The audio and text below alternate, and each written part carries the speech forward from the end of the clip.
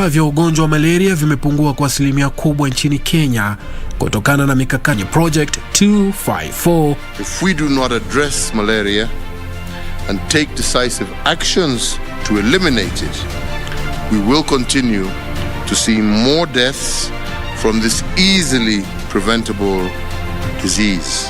Kwa ajili ya kutumia ile neti, wengine kama mimi naitumia vizuri na naona ile mambo ya magonjwa kwangu nyumbani sio sana. Wakati mwingi huko nyuma nilikuwa naugua malaria kwa sana, na nilikuwa natibiwa, bado inarejelea tu.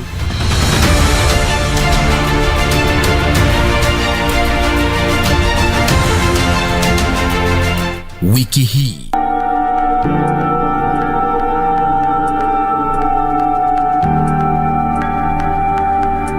Guksa amekuchapia story yote ya benefits za dad kwa kampuni alikuwa anafanya job. Could it be that Ken named you next of kin? Because why else would they be calling you? Wendo kuzi mamako mwenye alikuwa next of kin wa Joyce. Mbona? Wewe unaitwa na mume wako? The house is up for auction too.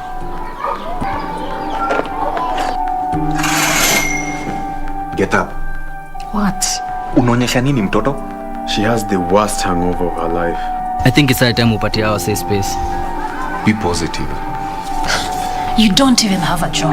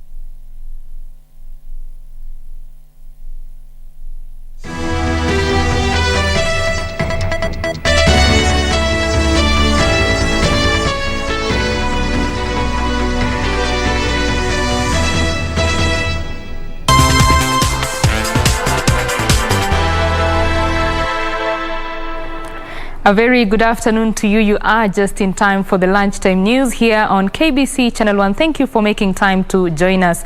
My name is Betty Kiptum and Lucy Moura is my colleague on the sign language interpretation. For the next hour or so, we shall be updating you on the latest news from around the country as well as across the borders.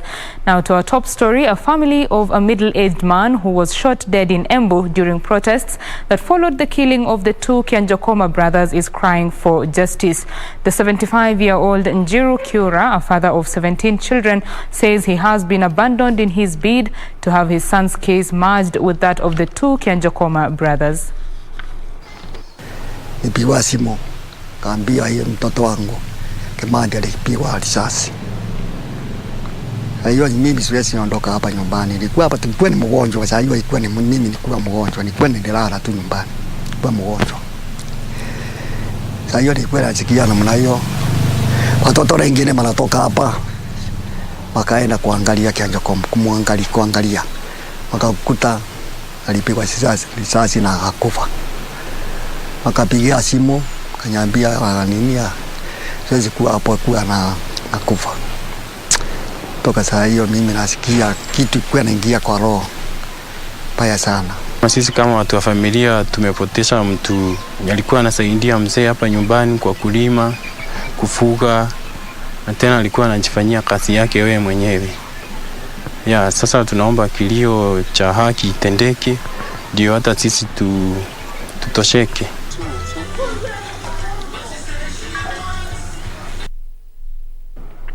The first ever land registry office has been unveiled in Mararal town of Samburu County.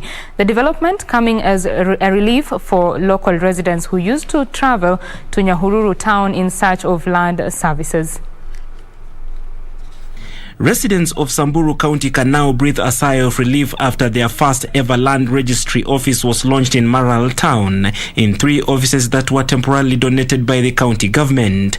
Chief Administrative Secretary at the Ministry of Lands Alex Mwiru, while unveiling the new offices, said that residents who have been traveling to Nyahururu will now access services at their doorstep. Samburu being one of the areas that the development partners and identified, we as a ministry also put in a lot of effort to make sure that everything operates in this particular registry in Samburu. The more the reason why you have seen we have brought in a new registrar so that they can carry on with the matters to do with the Samburu County other than being operated from Nyahururu. Samburu County Deputy Governor Julius Leseto lauded the new development, saying the facility will by far resolve issues of marginalization and related cases of land injustices in the country. We've been able to receive the registrar, whom is also going to fast track the remaining 5,000 titles, and we'll have him here for any issues, either alternative dispute resolutions or in terms of even producing titles for our people. Elsewhere, civil society organizations from ISIOLO, Marsabit, Samburu and Baringo counties have come together to champion for the successful registration of community land in the region. In a forum that brought together representatives of the various organizations in Isiolo, the CSO members cited lack of political goodwill as the main stumbling block to having community land successfully registered and resolved to spearhead the process in their respective counties. A lack of political goodwill in all the counties ndio imefanya saisi tusikue tumemalizana na hii maneno. And Narok County Governor Samuel Ole Tunai has called on members of the county's assembly to enact legislation that will mete out stiff penalties against men who impregnate underage girls. Tunai says this will be the only way to curb the high rate of teenage pregnancies in the region.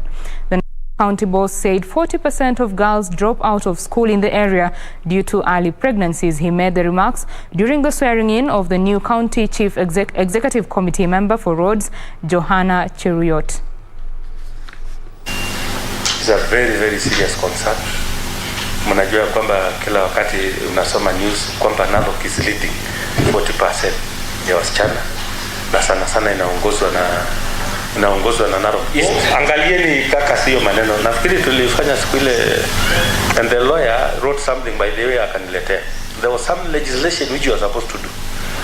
Na najua one of you mlisema ya kwamba single legislation mlisema mtalete. Na ndio vile inasema.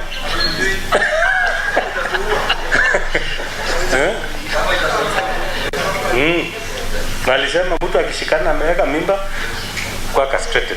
Hiyo bili na imesemekana inapita hapa. The University Academic Staff Union, KBC Chapter, has again threatened to down tools over failure by KBC University to honor its pledge on the current collective bargaining agreement. 2 months after a work boycott in May this year, the members vowed to continue protesting, leaving the option of a looming strike open.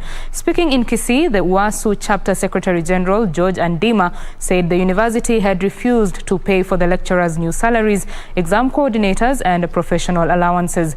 Other demands were monthly remittances of SACCO contributions, medical insurance cover and acceptance of a return to work formula.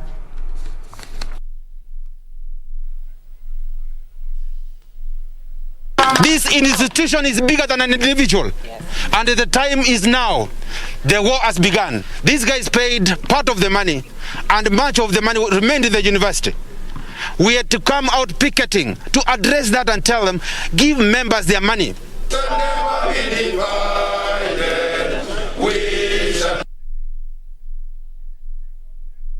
The Nyanza Leaders Convention that is ongoing at the Sikri Technical Training Institution. We take you to Homa Bay now, where the governor of Homa Bay County, Cyprian Awiti, is addressing the forum.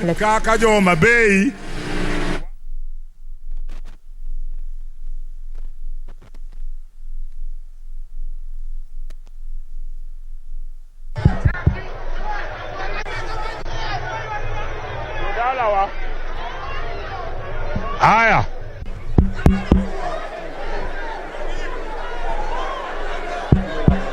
Haya.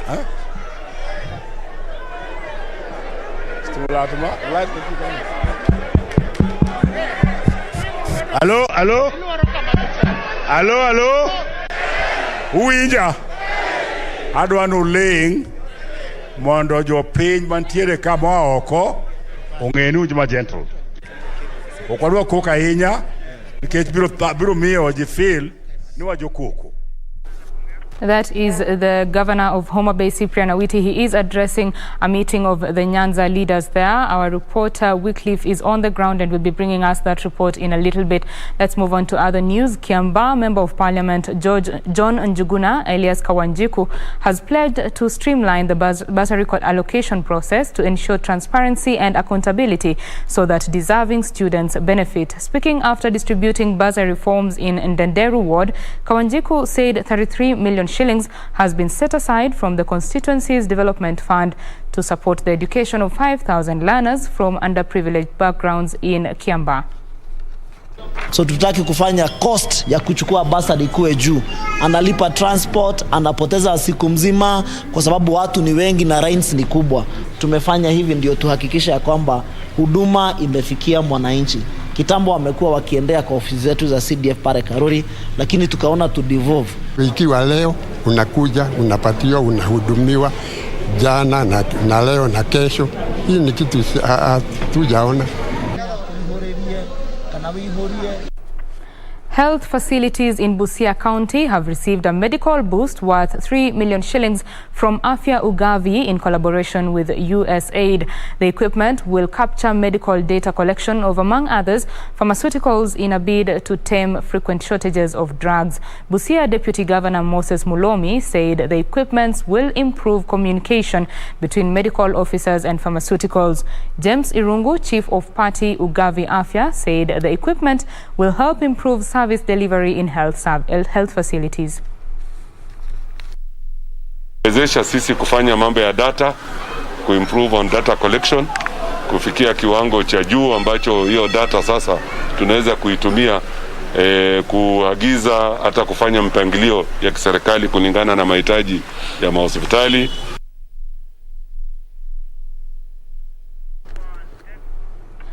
Residents of Ikolomani, Kakamega County, have raised concerns over the escalating cases of cattle theft in the area. The cattle thieves are said to have started a new trend of stealing cows and slaughtering them behind closed doors. According to the locals, the slaughtered animals are then ferried to the market. The residents are now pointing an accusing finger to scores of unemployed area youth. They are, however, calling on the government to step up security in the area.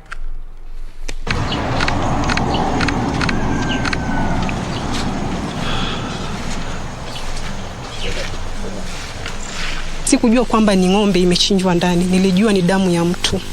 Akatoka kwenye dirisha akaja kwa mlango akaniambia hii ni ng'ombe imechinjwa. Nikamuuliza sio mtu, akaniambia hapana ni ng'ombe. Akaniambia sasa hii ni police case. Ni kitu utafanya, nenda ukapige ripoti. Nikadhibitisha ni ng'ombe wangu. Nimeshangaa sana na nataka niseme hivi, wizi katika hili eneo letu la Shisiru na Shibuli iko juu sana. Mani watoto wetu wafanye tu kazi, hata vibarua wawache kutuibia wa mama.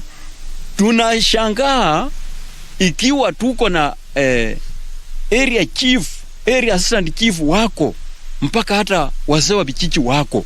Mbona hawawezi kuitisha hata mkutano? Waseme ya kwamba ng'ombe zinaibiwa, tunataka tujue ni wakina nani. Kwa sababu huenda ni vijana wetu tu, watoto wetu wenye sisi tumezaa ndio wameanza hii tabia. That story brings us to our first break here on Channel 1 Lunchtime News. We'll be back with more local news as well as business and sports. Stay with us.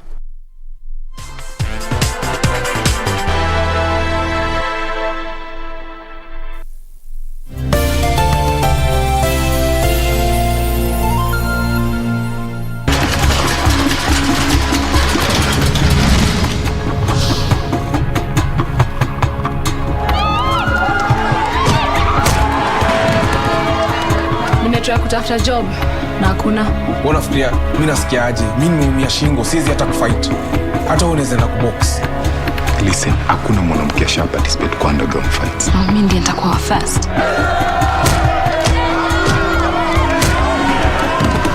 Meleta rent. Unafikiria naweza chukua hizi chapa?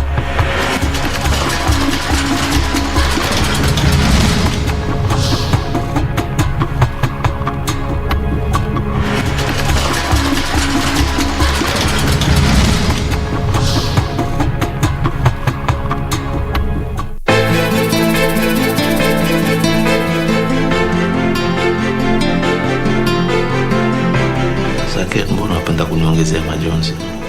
Hawe ndo bara kwenu. Yule ni shamba. So the body ni ngumu sana, ni nzito. Bado hakuna la maana. Umefuta nini humu ndani? Nimekuja hapa ili tuongee. Lakini kama upendezi na mimi kabisa. Sasa tuongee nini mimi na wewe? Tuongee nini? Mimi si mwizi. Wewe ni mwizi. Mimi ni klepto. Babe ambie. Mwambie. Babe ambie.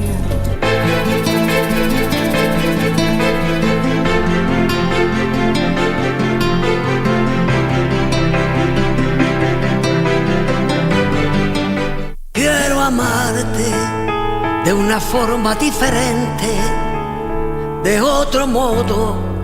You cannot do a thing to get Max out of jail if the real murderer hasn't been identified yet.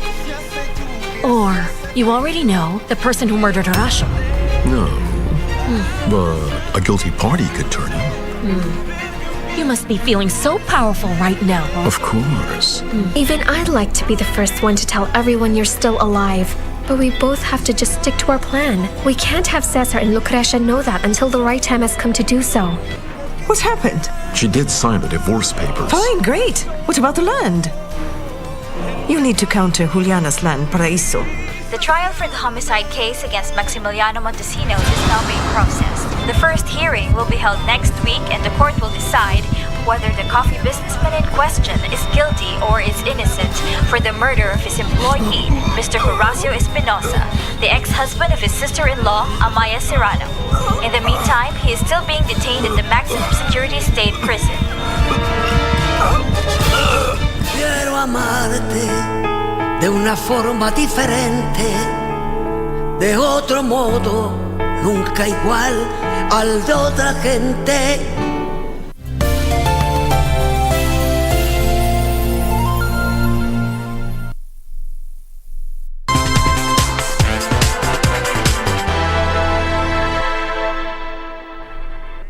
Welcome back. You are watching Channel 1 Lunchtime News. We take you back to Homa Bay County, where the Nyanza Leaders Convention is ongoing. The Kisii governor, that's James Ongwae, is speaking right now. Let's listen into that.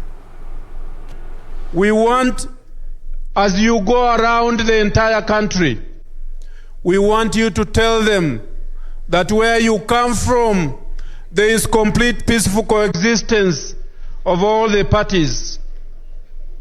In Kisii, those who control the economy of Kisii, first the Kisiis, we have the people from the mountain, the Agikuyu community, we have the Luos, we have Somalis, we have all manner of people in our two counties. And we have welcomed them with open arms. That's the Kenya that we want. And that's the Kenya that you have been fighting for with our brother, the President, Excellency Uhuru Kenyatta. It was indicated here by Junet Mohammed about the people who have come here. We did not, in calling the people to come here, we did not look at their station in life. We looked at them as leaders. Whether you are doing border, even in border leadership, they have a leadership. Even in Mambamboga, they have a leadership. And they vote, they have a vote. And their representation is in this room. So we ask that going forward, as we talk with you, and as we engage with all the other Kenyans, that we do know that there is no leader who is bigger than the other one. I would want to tell you that from Kisii County and Nyamira County, from Nyamira, our Deputy Governor, and a doctor who was in charge of Nyanza Provincial General Hospital, Dr. Kenani, is in this room. Dr. Gesami is in this room.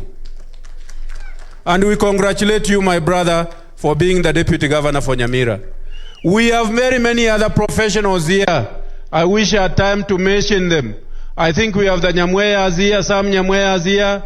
We have the Asanyos. We have all these people, they are all in this room. They all came here because they are leaders from this region.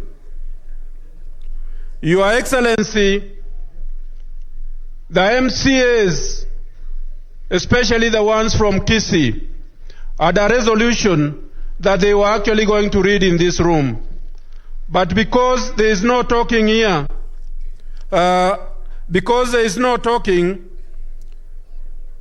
and since I'm now aware that you probably are going to be live in the next few minutes, I ran very quickly. They gave me resolutions here. I am not going to read them, but I think I went to school enough to paraphrase them. So I'll do that very, very quickly. And they said this: they support the Building Bridges initiative. They are aware that when you were in the Ministry of Roads, you actually determined a number of roads in this region, including the African Development Bank, Kisii-Sebania Road, with all its exits and some of them which have helped Homa Bay County.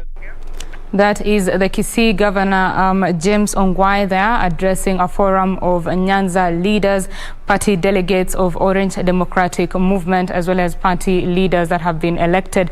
They are having a consultative meeting at the Sikiri Technical Training Institution, and of course part of the agenda is just realigning for the 2022 general elections, which is less than a year away. Our reporter Wycliffe is on the ground there. He will be bringing us a detailed report of the resolutions in that meeting.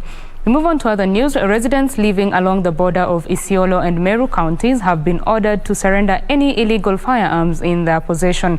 Eastern Regional Commissioner Isaiah Nakoru said no legal action will be taken against those who surrender the guns voluntarily, saying the move is aimed at ending border disputes. Speaking during a peace meeting in Kashuru in Igembe, North Meru County, that brought together leaders from both Isiolo and Meru counties, Eastern Regional Commissioner Isaiah Nakoru called on the locals to surrender firearms to the government authorities or risk forceful disarmament. Kwamba bunduki haramu ambazo zinatumika kuua watu ni lazima zirejeshwe, na tunawapatia nyinyi muda mupiane kwa hiari na hakuna muda atastakiwa, na kama mnataka kutumia nguvu tunauo uwezo. Proliferation of illegal firearms has been blamed for the ongoing insecurity in the region. During the meeting, speakers from both sides revealed that besides stock theft, there has been growing tension over land, with many speakers urging the government to determine the boundary between the two counties to prevent the grabbing of the communal land. Mambo ya ardhi, kuna ruling ya kotini, High Court, ambaye imesema yale yamefanyika pale mbeleni yote isimamishwe. Tumekubaliana? Yale ambaye imefanyika hapo mbele kuhusu ardhi kati ya Isiolo na Meru isimamishwe. Sisi tulikuwa tunaishi pamoja, hatujui mpaka. Sasa pande hii ya Meru sisi ni wakulima na tumepima mashamba yetu, si malisho. Ikieleweka namna hiyo kuko na amani, lakini ukienda uamini hiyo ni malisho, hiyo ni source of conflict. Ni lazima tukubaliane.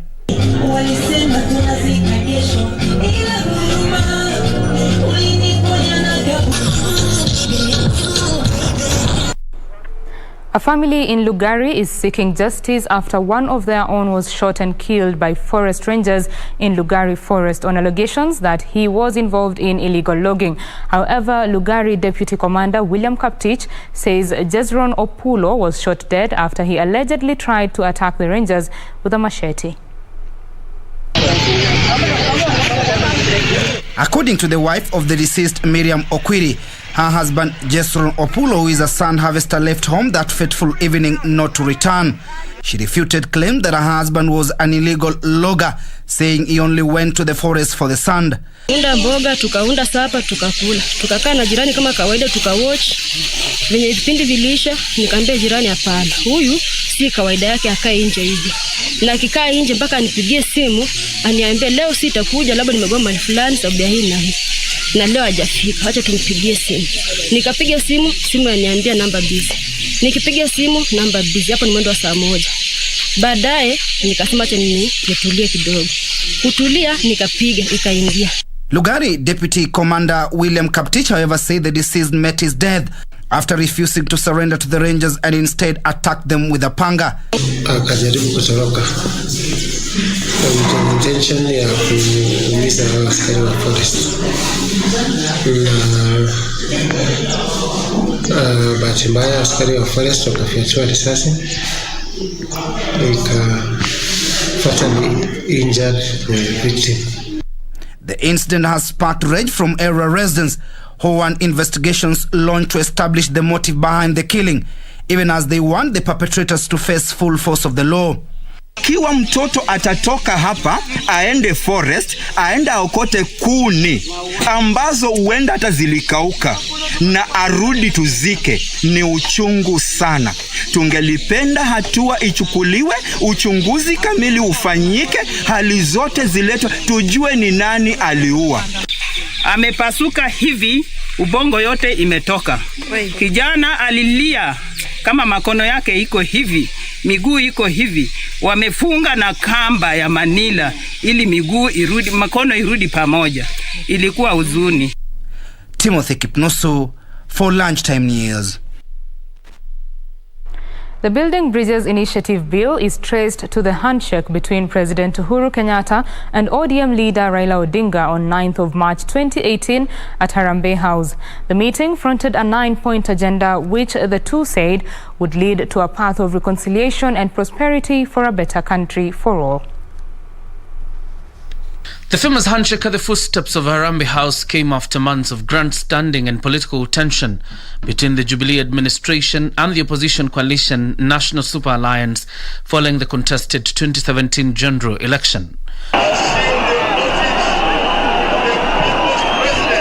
On 30th of January 2018, ODM leader Raila Odinga, in a mock swearing-in, had declared himself the people's president, an event his fellow principals Kalonzo Musyoka, Musalia Mudavadi and Moses Wetangula gave a wide berth. The handshake was a culmination of another tense meeting, according to President Kenyatta and Odinga, aimed at calming tensions in the country. And so, after hours of talks at Harambee House, both emerged to announce a political truce and a 9-point agenda, they said was a bridge to a united Kenya.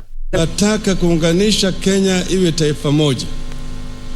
Na tumesema mgawanyiko ambayo imekuwako tangu uhuru mpaka leo itakwisha hapa na sisi.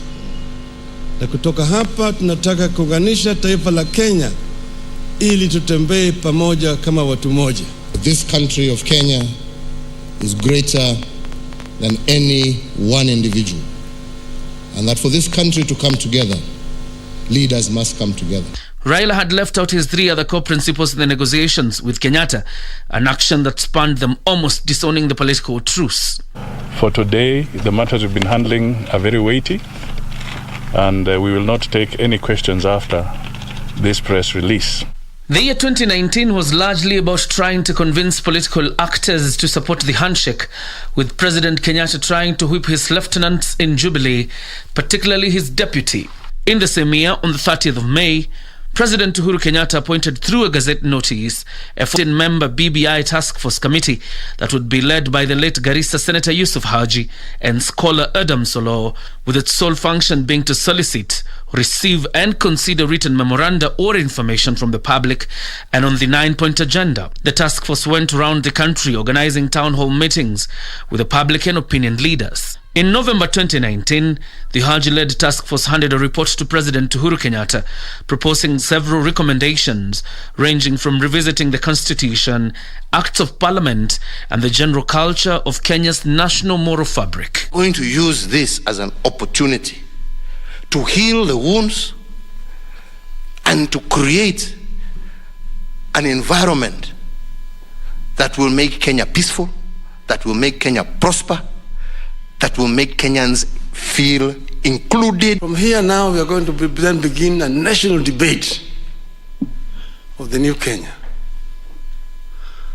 And some people are going to be free to make recommendations. We will all be focused on having a honest, democratic, inclusive, informed debate and conversation where no views are superior or inferior. Seeing that some of the legal proposals needed to be transformed into bills and solid legal policies, President Kenyatta on the 13th of January 2020 appointed the task force members again and named them the BBI Steering Committee after their mandate had expired. With formations already clear, a contest between ODM leader Raila Odinga and Deputy President William Ruto, who had labelled the process a disruption of government programs, was taking shape.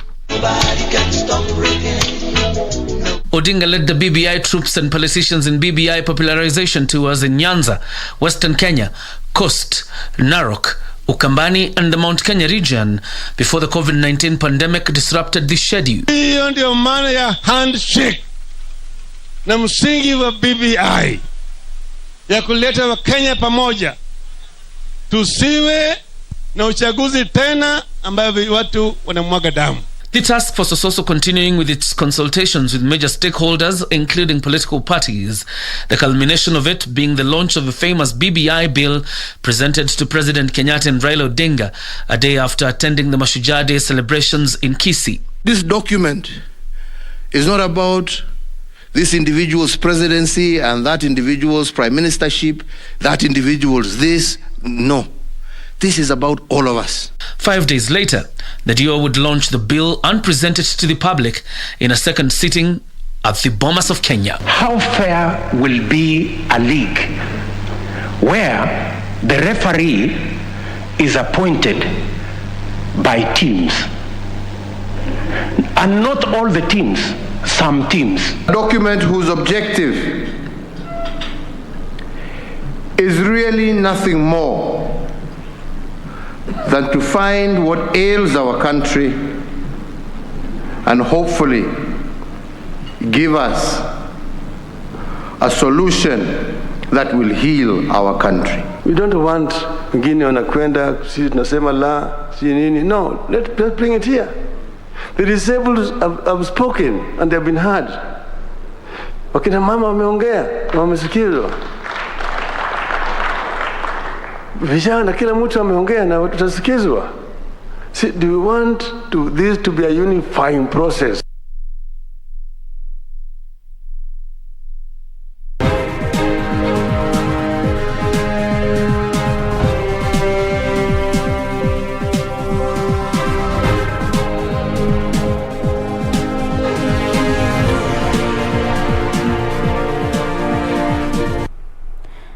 Let's now get into the business news. Nyandarua Governor Francis Kimemia has underscored the need to create milk processing plants at sub-county level to help create wealth and jobs for area residents. Kimemia says the move will see milk processed and packaged at the grassroots instead of relying on other processors that increase the profit margin for the farmers.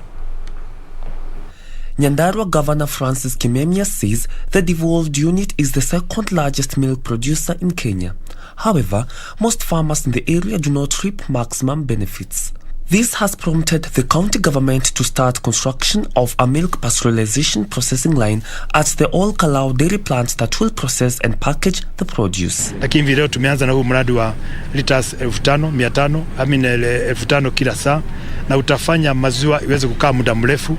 Kwa hivyo kuna ile tunaita value addition. Maziwa yetu itaweza kukaa muda mrefu katika shelf na farmers wetu hatakuwa kimbia bio kuuza maziwa kwa bei ambayo ni kupoteza faida. Kimemia says the county government targets to have milk processors in each constituency to increase earnings for dairy farmers and create more jobs. Na kuna phase 2 ambayo itapangwa hivi karibuni na itakuwa inagharimu zaidi ya itakuwa ikitoa zaidi ya liters 100 liters per hour, na maziwa ambayo itakaa muda mrefu zaidi. He challenges dairy farmers to venture into animal feed formulation and production to reduce the cost of production. Kuna mradi ya kutengeneza chakula cha ng'ombe, the animal feeds, kwa bei ya chini. Kuna factory ambayo tutajenga kama county. Pia tunaweza kushirikiana na Ukarau Dairy, tuwe na huyo mradi uwe hapa, farmers wetu wanaweza kununua chakula ya ng'ombe kwa bei ambayo ni ya chini. There are plans to install a processing line for the long life milk at the Ol-Kalou dairy plant. Tangu hii plant yanze, the national government has supported this dairy industry kwa kupeana 4 kuras worth 24,800,000. The ultimate target is to increase the Ol-Kalou dairy plant's processing capacity to 100,000 liters of milk daily. For Lunchtime News, I'm Brian Munyoke.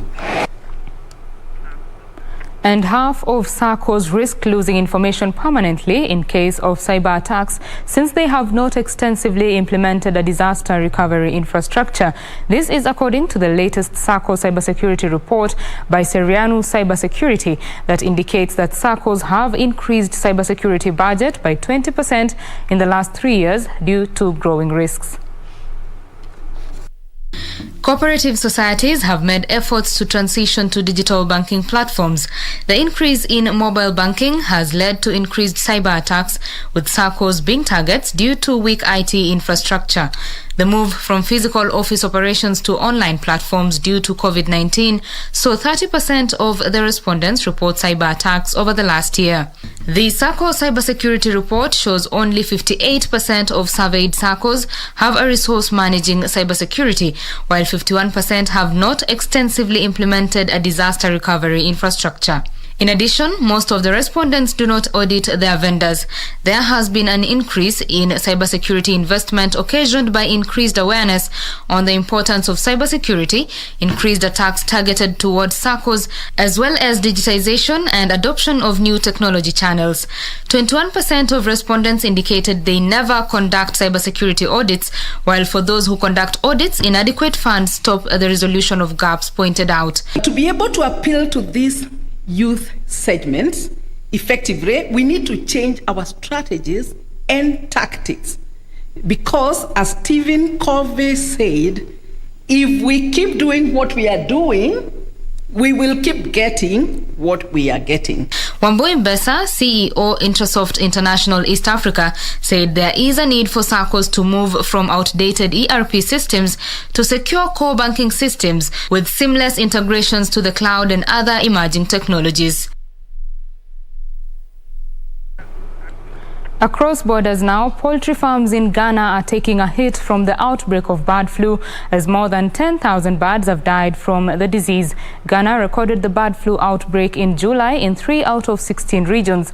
The country's Ministry of Agriculture says more than 6,000 birds have died naturally, while nearly 5,000 have been killed to stop the spread of the disease. Here are the details of these and others from across the continent. Veterinary officers say the outbreak of the bird flu could affect nearly 600,000 poultry farms in Ghana. The bird flu has been reportedly spreading in West Africa since March. Ghana has banned the import of poultry from Nigeria and Togo to prevent further spread of the disease.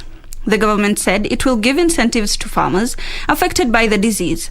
Emmanuel Abaja started this poultry farm in Ghana's capital city of Accra in December last year after he lost his job within the tourism industry due to the COVID-19 pandemic.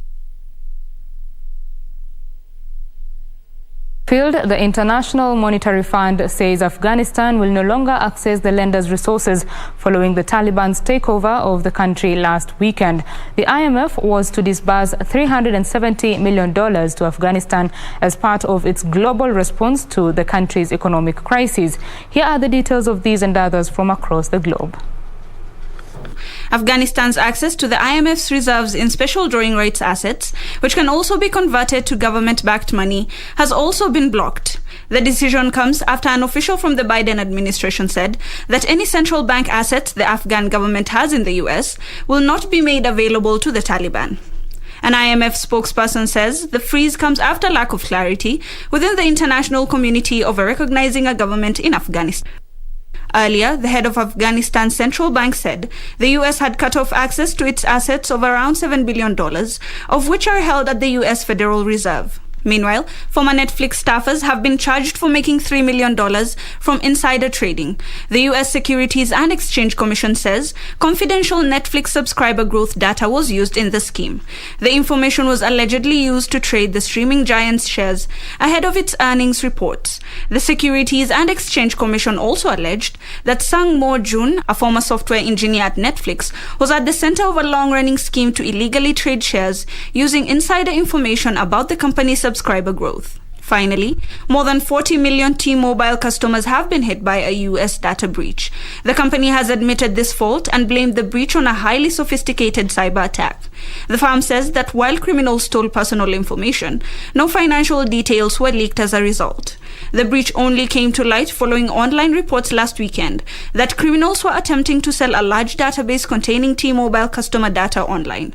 The company says it is taking immediate steps to help protect all of the individuals who may be at risk from this cyber attack. Reporting for Lunchtime News, my name is Hiwaq Saeed. Back home, UAP Old Mutual Group has launched an enhanced medical insurance targeting those aged between 65 and 80. The firm is banking on inclusion of a COVID-19 treatment in the cover to mobilize uptake. Elderly individuals are often locked out of medical insurance covers as they are considered high risk due to underlying conditions and susceptibility to ailments as they age. UAP Old Mutual has now joined a list of a few underwriters offering covers for this age group by designing a product that also covers underlying conditions.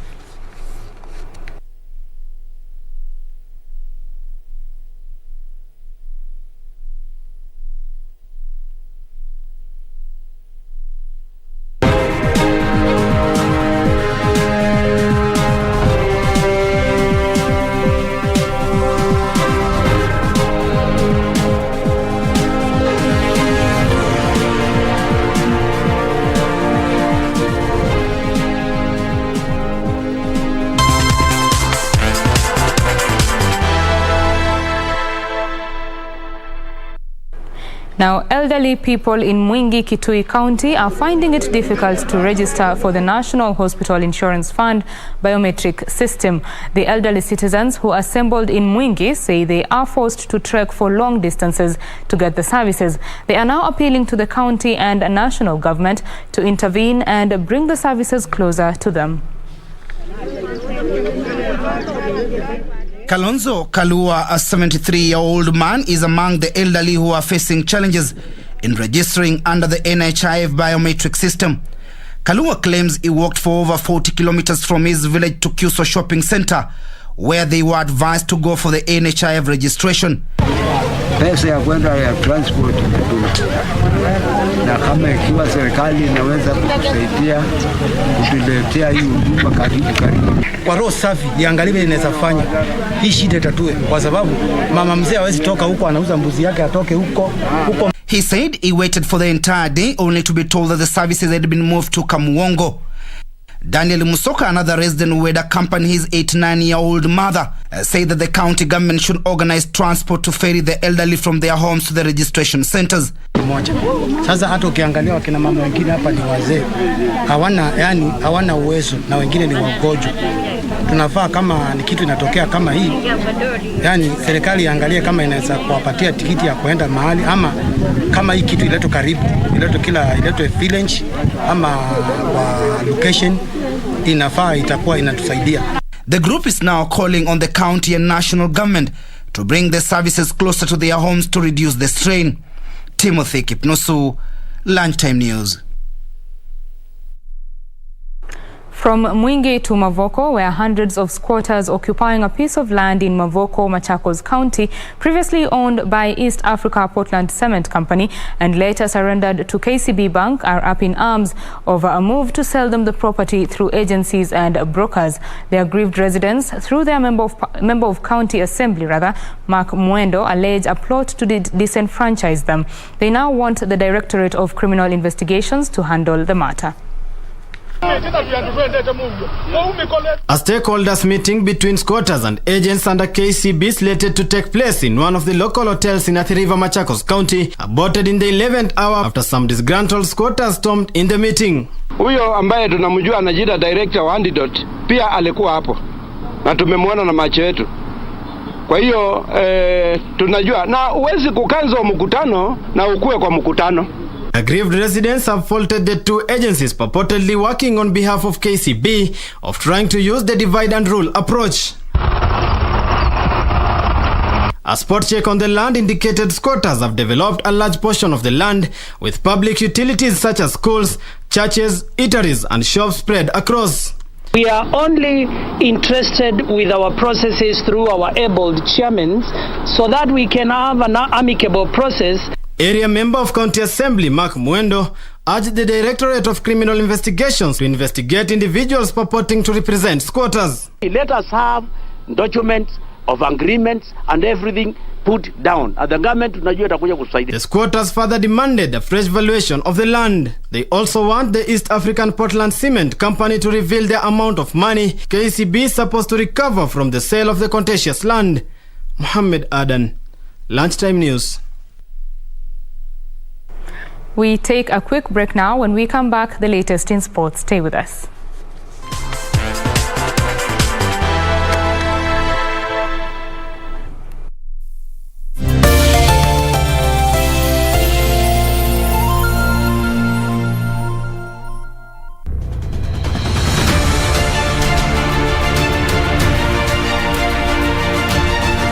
Visa vya ugonjwa wa malaria vimepungua kwa asilimia kubwa nchini Kenya kutokana na mikakati madhubuti iliyowekwa chini ya uongozi wa Rais Uhuru Kenyatta.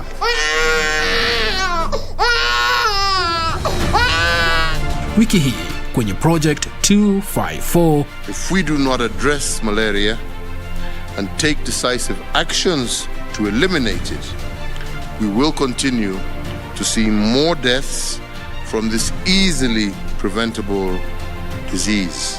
Kwa ajili ya kutumia ile neti, wengine kama mimi naitumia vizuri na naona ile mambo ya magonjwa kwangu nyumbani sio sana. Wakati mwingi huko nyuma nilikuwa naugua malaria kwa sana, na nilikuwa natibiwa, bado inarejelea tu.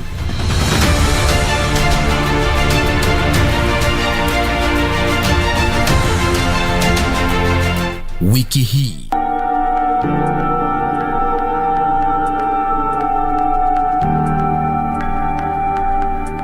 Guksa amekuchapia story yote ya benefits za dad kwa kampuni alikuwa anafanya job.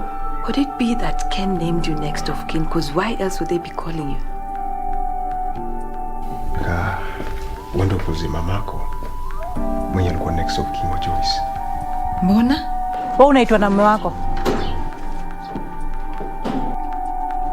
The house is up for auction too.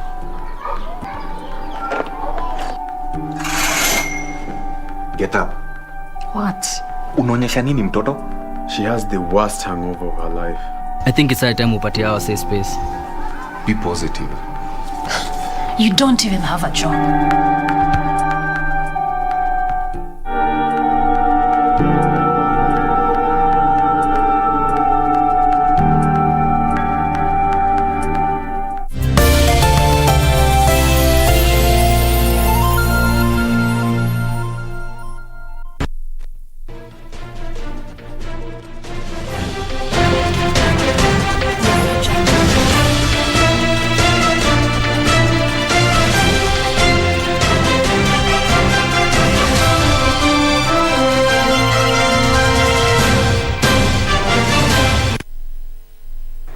Welcome back. You are watching Channel 1 Lunchtime News. Let's now do the sport.